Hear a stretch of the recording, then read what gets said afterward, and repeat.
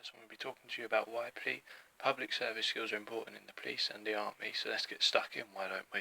Communication skills are vital for the police force, because you need to learn how to be more confident in what you're saying, and people then understand you more, and they have more confidence in what you're saying and what you're doing, because they know what you're going to do, as you can give them a detailed explanation of what you're going to do.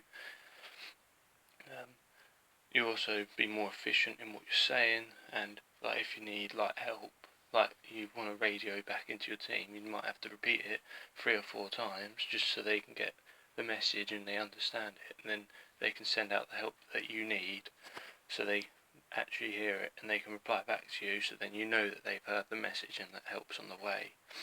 Also, having good communication skills is vital, because at the end of the day, if someone's up on a building or on the edge of a bridge, then you could save their life by just talking to them, calming them down, de-escalating the situation, making the situation just more calmer in general, actually. And then they'll mostly want to come down and speak to you in person, because at the end of the day, you stop them from dying or possibly injuring themselves, and then your team will be like, yeah, he's got good communication skills and he can save people. That's a good job. That's good skills for him. Also, having good leadership and good communication skills mean that you can be more effective as a leader as well, because you'll be able to send out commands and people sound more confident in what you're saying as well, because you're a leader and you've got good communication skills.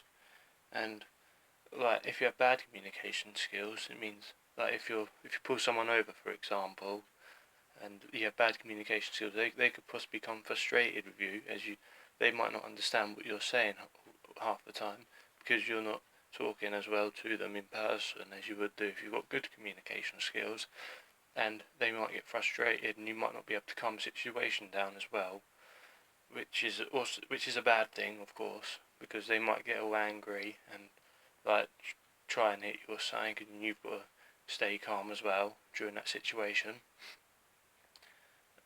Another key skill is obviously teamwork skills in the police force, because you have to have good teamwork skills to work more efficiently in the police and be less time consuming, and less money will be spent on what you're doing. So that's also a good thing, and you'll be more organised as a team to go out, catch the criminals and bring them to justice, and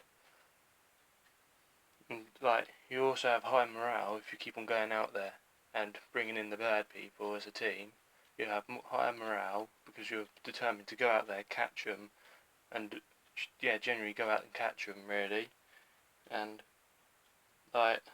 being determined is also key in teamwork, because you have to have good determination skills to bring in as a team to get the bad guys, put them in jail, and if you're part of a task force that wants to minimise crime and within the community, as a team you can stop that by being determined, having good teamwork skills to catch the people that are causing the crime within the community, and generally just bring them in, put them in jail, and that means you'll be more organised, morale will be kept high, because you keep on going out there, catching them.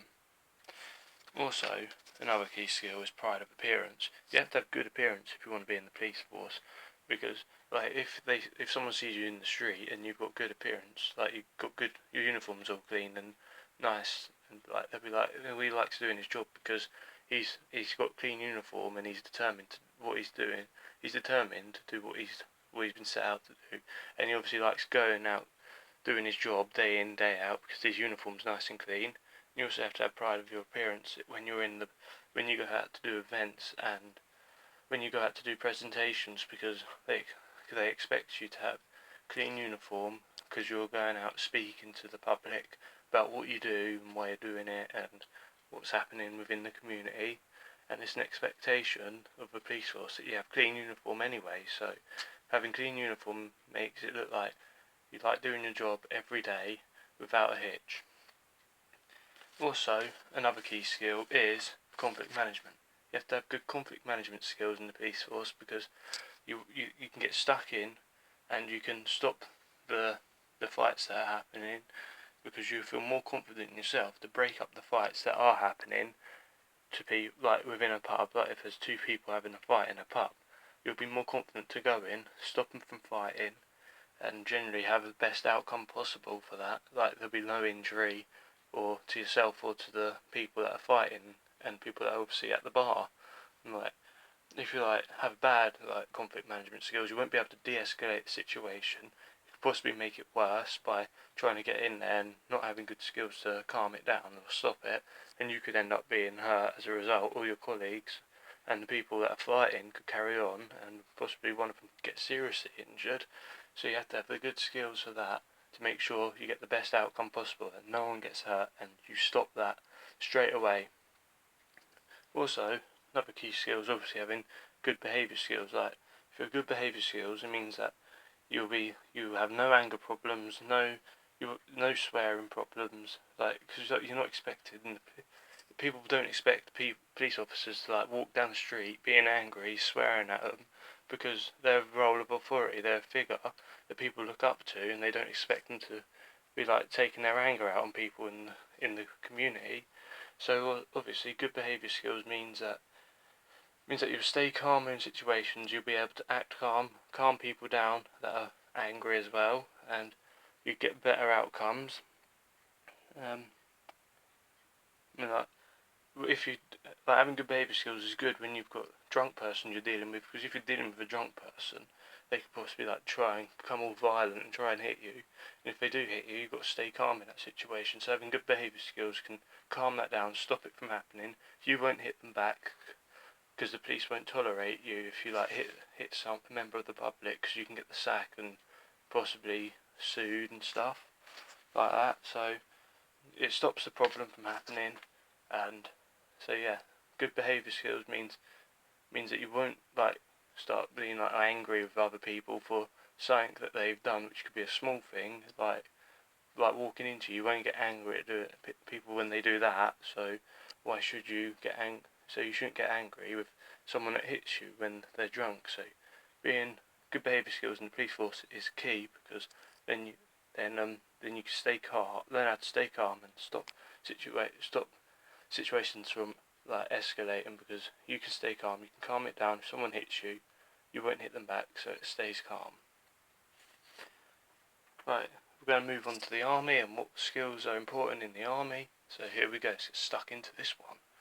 Cooperation skills is an important skill in the army, because you need to learn how to work well and efficiently as a team to get the best results possible for your team as well.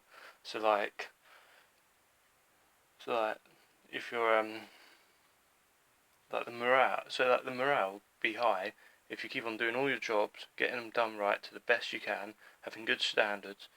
Means that you can get them done, get on to the next one straight away, and it means that more jobs done, higher morale be high, more determined to do your job day in day out. You won't, as if you have bad cooperation skills, you're not pulling your own weight within the team, you're not helping the team with what you could do, because you might think different to them, and they might take your opinions on board as well, and you won't be as organised as well, so you'll be less effective, less organised, lower morale, and just generally you won't be working as well as a team, which can cause injury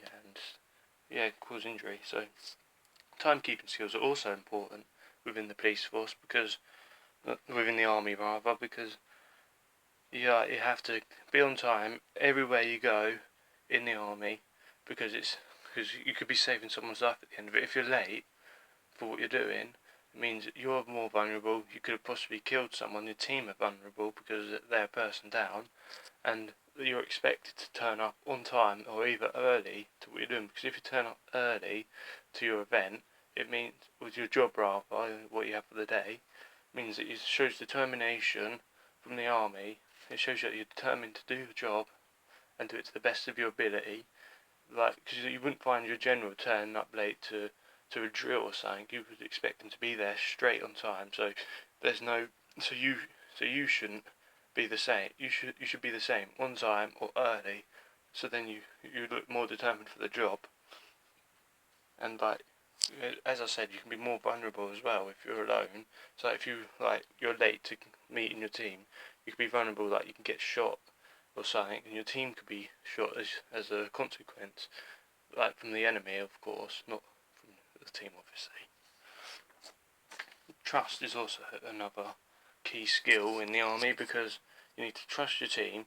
You need to trust what the commands are that they're saying. So that if they want you to go another way, you have to have trust and faith in what they say. So then they could possibly at the end of the day save your life, save the team's life.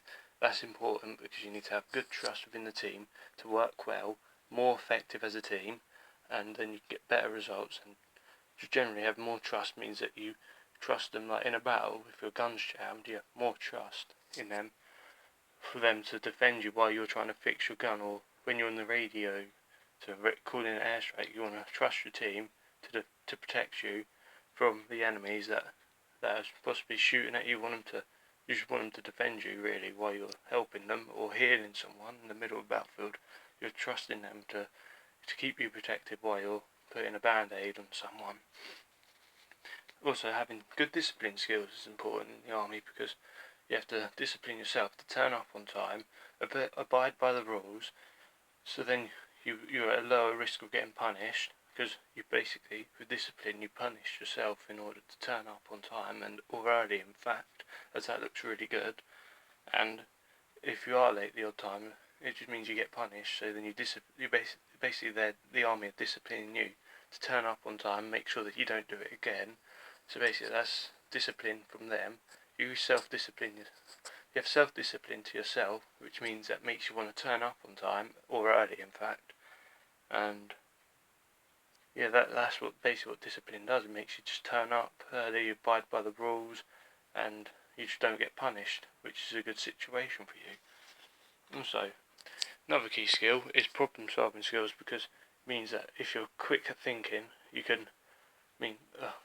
you have good thinking skills, it means that you can plot an exit from a battlefield really quickly. If you are getting attacked, you can say, oh, let's go over there to that building over there, or if you're in an ambush, you need to find somewhere quick to get out and possibly save you and your team's life. Because at the end of the day, if you don't have quick thinking skills, it means that you possibly get injured or hurt. So you don't want that to happen to yourself or your team. Also, like, good problem solving skills means that if you're lost somewhere and you've got a map, you have to find where you are, and having that means it's good, because you can find where you are, find where your base is, go to your base, resupply, get some food. And like another example is like where you're planning, when you've got a meeting, you're planning an attack on the enemies. You've got to have like a backup plan. You've got to have like where people should be and what they should be doing and how they should do that. And you just got to have like things on standby and ready if you need them. So that's why problem solving skills is important, because you need to plan everything 2 or 3 steps ahead of the enemies. So that's all this video contains. Thank you very much for watching. Bye.